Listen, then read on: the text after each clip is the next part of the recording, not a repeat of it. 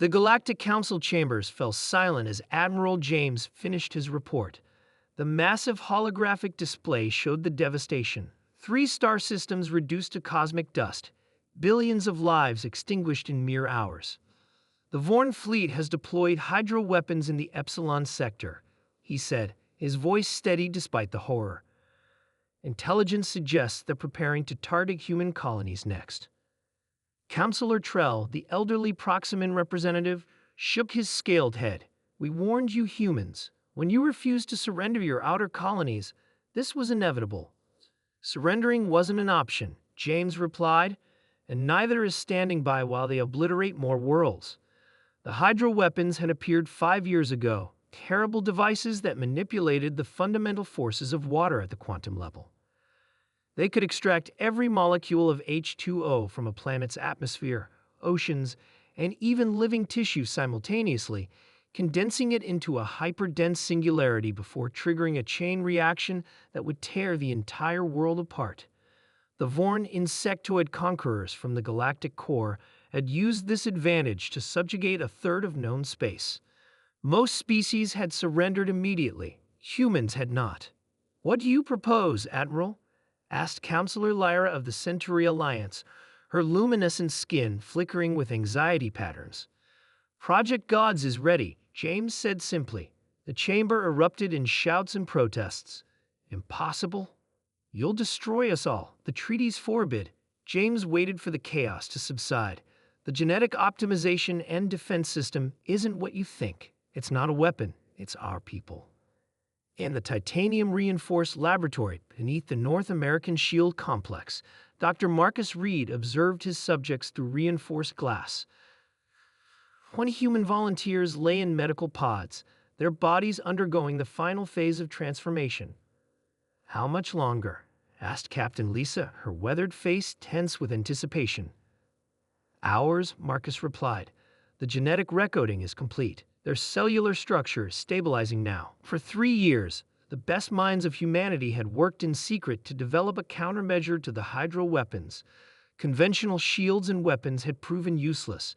The answer had come from an unexpected direction. Human biology itself. Will they still be human? Lisa asked quietly. Marcus considered the question. Yes and no. Their base genetic code remains human, but we've integrated sequences from extremophile organisms, tardigrades, certain deep-sea creatures, and theoretical constructs based on ancient fossils. They'll retain their memories, personalities, and human appearance mostly. And they can stop the hydro weapons? Marcus nodded. Their bodies can exist without water. They can survive in vacuum, extreme temperatures, radiation.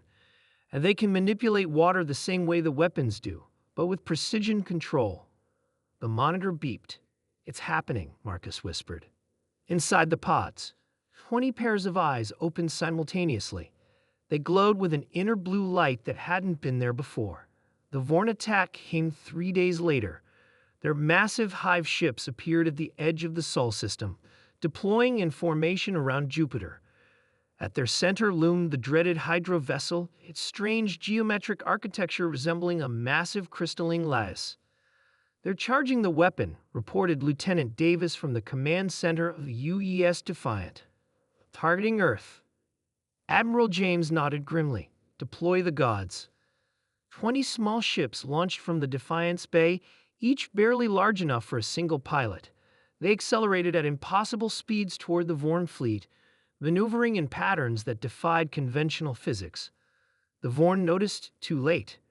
As the hydro weapon reached full charge, the small ships penetrated their defensive screen. The weapon fired, a brilliant blue-white beam that stretched toward Earth. But it never arrived. Midway between Jupiter and Earth, the beam simply stopped.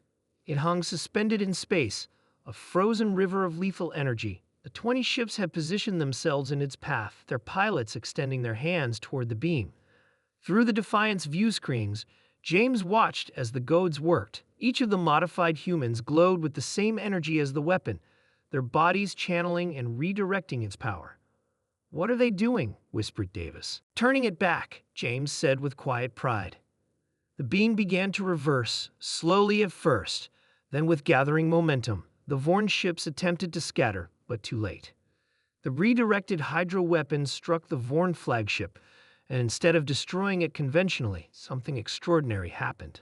The flagship began to transform. Water molecules within it reconstructed themselves, rearranging the ship's very atomic structure. Within minutes, the entire Vorn fleet had been converted into a series of massive spheres of pure water, hanging harmlessly in space.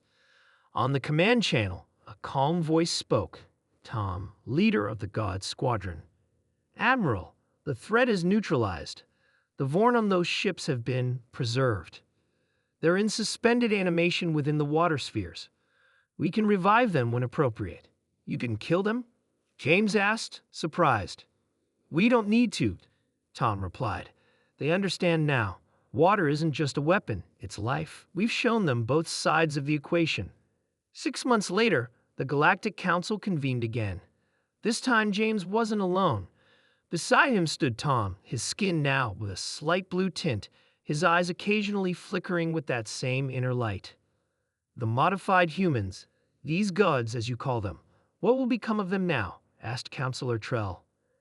Tom smiled. We remain human at heart, Counselor, but we become something more too. Guardians of water across all its forms and functions. The Vorn misunderstood its power, saw only destruction. We see the full spectrum. And the remaining hydro weapons? Decommissioned, James reported. With the Vorn leadership now willing to negotiate, we've secured access to their technology. The gods have repurposed it for terraforming, weather control, medical applications. Lyra's skin pulsed with colors of approval. From a weapon everyone dreaded to a tool for creation. Perhaps humans have taught us all something valuable. Tom nodded. Water flows, adapts, nurtures, and when necessary, overcomes. Like humanity itself.